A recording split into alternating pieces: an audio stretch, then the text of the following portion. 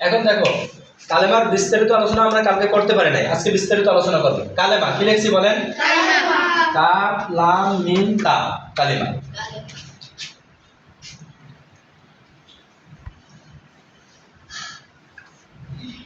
কালিমা অর্থ শব্দ। কালিমা অর্থ কি? শব্দ। এটার মাত্রা কাফ লাম মিম, আমরা দেখি।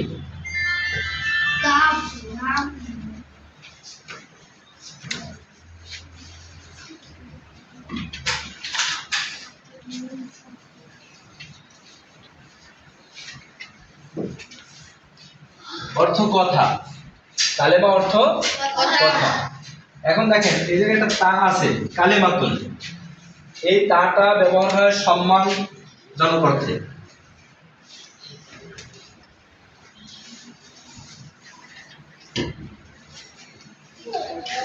সম্মান অর্থে ব্যবহার হয়। যেরকম আমি দেখি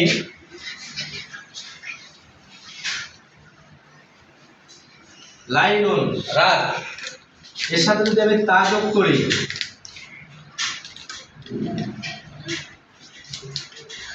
লাইলাতুন, কি হয়েছে? যদি আমি বলি লাইলাতুল কদরে, লাইলাতুল বারআ, লাইলাতুন নিসফে মিন শাবান, তাহলে এই তাটা ব্যবহার হয় সম্মান এর জন্য। আর এই জায়গায় কালেমা, কালেমা অর্থ কথা। কেমন কথা হবে? ভালো কথা। ভালো কথা। আমরা মন্দ কথা বলবো না। আমরা কি কথা বলবো না? মন্দ কথা বলবো না। কালিমা, কালিমা অর্থ শব্দ।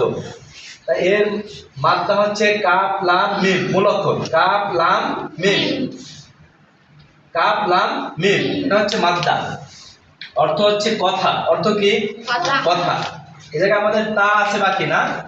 তাটা এটা সম্মান অর্থে ব্যবহৃত হয়। আমি লিখছি লাইলুন প্রথমে, তারপরে তা যোগ করছি লাইলাতুন, তাহলে এই তাটা সম্মানজনক তা। যেরকম লাইলাতুল কদরে, লাইলাতুল নিসফে মিন শাবান, এভাবে তা ব্যবহার করলে সেই দিনটা বা রাতটা সম্মানিত হয়। তাহলে কাফ লাম মিম এর অর্থ হচ্ছে কি? কথা। কেমন কথা? ভালো কথা। এখন আমরা যাই তাহলে আবার বিস্তারিত কথায়।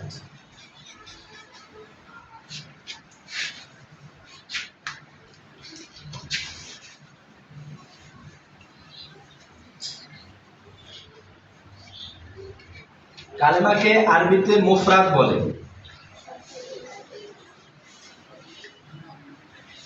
লফজ বলে।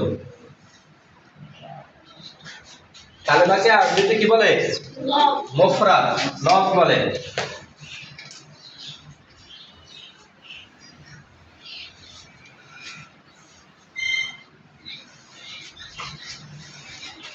এখন দেখেন কালিমা যেই কথা, মুফরাদ একই কথা। মুফরাদ যেই কথা, লফজ একই কথা।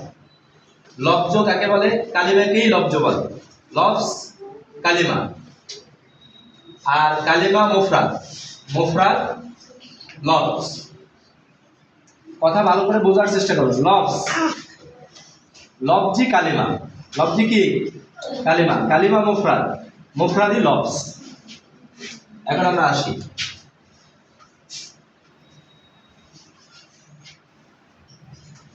দেখেন কালিমা মুফরাদ লফজ এটা একই জিনিস। কালিমা মুফরাদ লফজ এটা কি? একই জিনিস। তারপরও এদের মধ্যে কিছুটা পার্থক্য আছে। যেরকম কালিমা যদি আমি আম অর্থে ব্যবহার করি, তাহলে কালিমা দিয়া মুফরাদ বোঝাবে, লফজ বোঝাবে। যদি আমি মুফরাদকে আম হিসাবে ব্যবহার করি, তাহলে মুফরাদ দিয়া কালিমা বোঝাবে, লফজ বোঝাবে। আবার যদি লফজকে আমি আম ব্যবহার করি, তাহলে লফজ দিয়া কালিমা বোঝাবে, মুফরাদ বোঝাবে। এটা ফিকহিবিদদের মতে এটাকে বলা হয় আমুন খাসসুন মুতলাক। আমুন খাসসুন মুতলাক। আম খাস মুতলাক। আম খাস মুতলাক। আম খাস মুতলাক। বলেন আম খাস মুতলাক। এই আম এটা ব্যাপক অর্থে ব্যবহৃত হয়। এটা কি? ব্যাপক অর্থে ব্যবহৃত হয়। খাস নির্দিষ্ট কিছু বোঝায়, নির্দিষ্ট একটা বোঝাবে, একটি, আমি সংক্ষেপে লিখি, একটি বোঝাতে ব্যবহার হয়। একটি বোঝাতে কি হয়?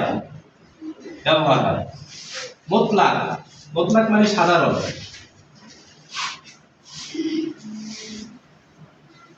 মুতলাক মানে কি? সাধারণ। আবার একটু বোঝেন, আম মানে ব্যাপক।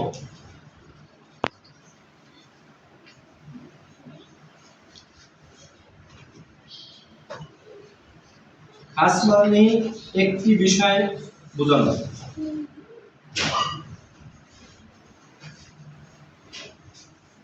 একটি বোঝাবে। মুতলাক মানে সাধারণ। সাধারণ।